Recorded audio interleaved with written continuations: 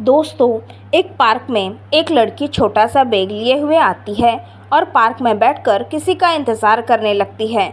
बहुत इंतज़ार करने के बाद वो फ़ोन लगाती है, फ़ोन पर किसी से बात करती है।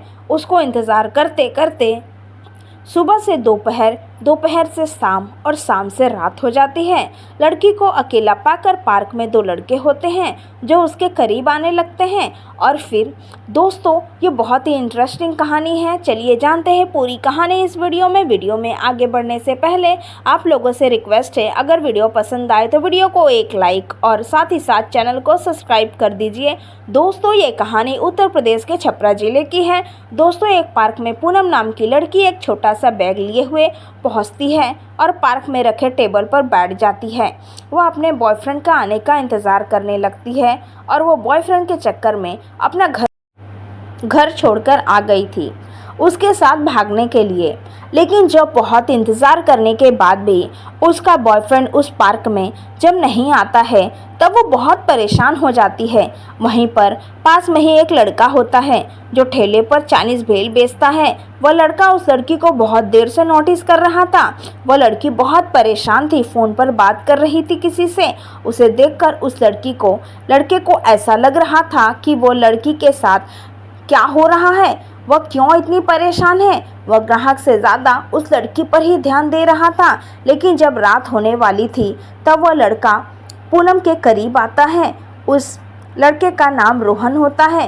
रोहन पूनम से कहता है कि मैं आपको बहुत देर से देख रहा हूँ, आप यहाँ पर क्या कर रही हैं? इतनी रात हो गई है, अपने घर पर बैठकर किसका इंतज़ार कर रही हो?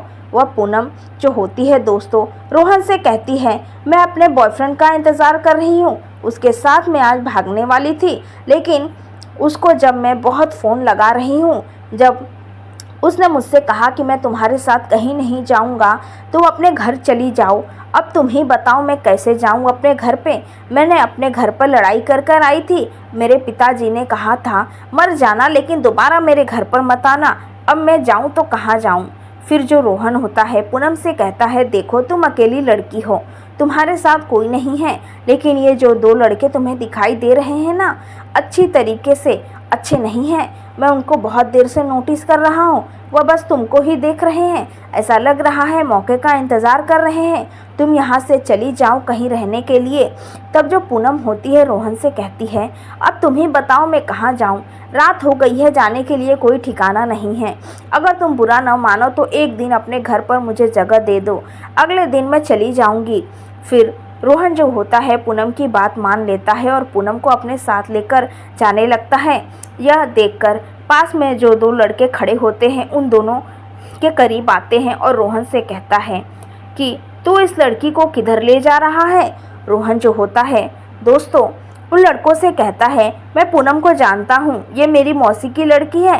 यह सुनते ही वो लड़के वहाँ से चले जाते हैं। जब वो लड़के चले जाते हैं तब रोहन पूनम से कहता है अगर इनको जरा से भी भनक लगी होती कि मैं तुम्हें नहीं जानता, तब ये लड़के तुम्हारे साथ पता नहीं क्या करते। फिर रोहन और पूनम अपने ठेले के साथ घर पर चला जाता है। पूनम के साथ जब रोहन के माता पिता उस पूनम को देखते हैं तब रोहन से कहते हैं कि ये लड़की कौन है। रोहन उसके बारे में सब बताता है। तब उसके माता पिता को बहुत दुख होता है। रोहन अपनी माँ से कहता है माँ कुछ खाने के लिए ला दो। पूनम और रोहन दोनों खाना खाने लगते हैं। खाना खाते वक्त रोहन की माँ पूनम से कहती है कि बेटा क्या हुआ तुम्हारे साथ? तब पूनम उनको अपनी आपबीती सुनाती है। यह सुनने के बाद रोहन की माँ को बहुत दुख होता है और कहती है बच्चों से गलतियाँ हो जाती हैं, लेकिन इसका ये मतलब नहीं कि तुम अपने माता पिता के पास ही नहीं जाओगी। हम कल ही तुम्हारे घर पर जाकर तुम्हारे पिताजी को समझाते हैं, तब तक तुम यहाँ पर रहो। अगले दिन रोहन के माता पिता पूनम के दिए हुए एड्रेस पर चले जाते हैं और वहाँ पर जाकर उनसे कहते हैं आपकी बेटी हमारे घर पर है, नादान है, बच्चों के पैर फिसल जाते हैं, लेकिन इसका ये मतलब तो नहीं आप अपने बच्चे को त्याग दो। तब दोस्तों पूनम के माता पिता रोहन के माता पिता से कहते हैं, हमें उस लड़की से कोई मतलब नहीं है, आइंदा हमारे घर पर मत आना, वह हमारे लिए मर चुकी है और हम उसके लिए।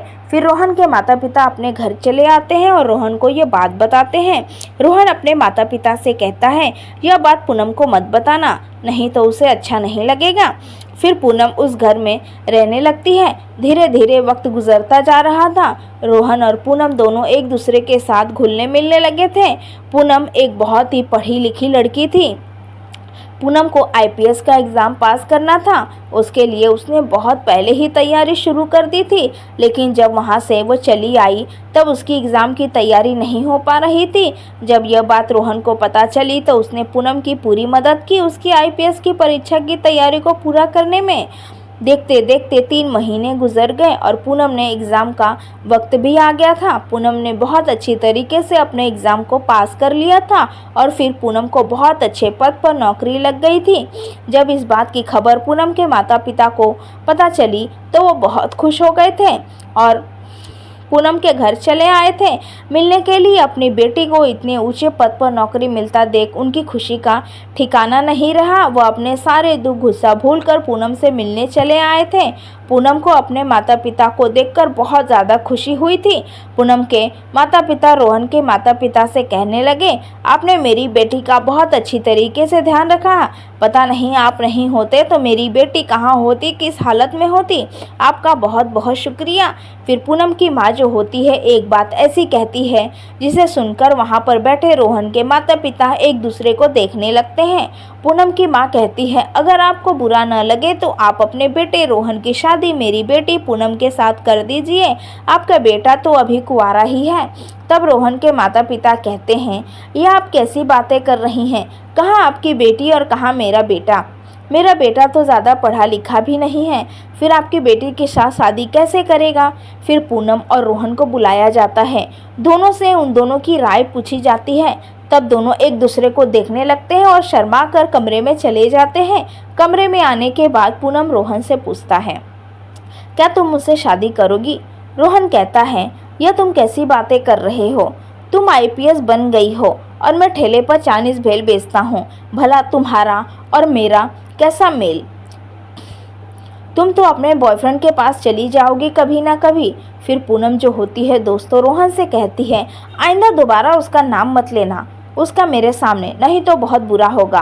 फिर रोहन जो होता है पूनम से कहता है, तुमको मैंने पार्क में जब देखा था ना, तभी से मैं तुमसे मोहब्बत करने लगा था, लेकिन हिम्मत जुटा नहीं पाया था। आज तुम यह जब शादी की बातें कर रही हो तब मुझे बहुत अच्छा लगा। यह सुनते ही पूनम रोहन के करीब आती है। दोनों एक दूसरे को गले लग जाते हैं और बहुत देर तक गले लगे रहते हैं। उनको विश्वास ही नहीं हो रहा था कि उन दोनों की शादी होने वाली है। फिर दोनों एक दूसरे का हाथ पकड़ते हुए कमरे से बाहर निकलते हैं और अपने माता पिता से कहते हैं, हमें यह रिश्ता मंजूर है। उनके माता पिता बहुत खुश हो जाते हैं और 1 हफ्ते के अंदर ही रोहन और पूनम की शादी कर दी जाती है और वो दोनों अभी बहुत खुश है अपनी शादीशुदा ज़िंदगी में। दोस्तों, ये थी आज की कहानी। आपको ये कहानी कैसी लगी, ज़रा भी पसंद आई हो तो वीडियो को 1 लाइक और साथ ही साथ चैनल को सब्सक्राइब कर दीजिए। मिलते हैं अगले वीडियो में, तब तक के लिए धन्यवाद दोस्तों।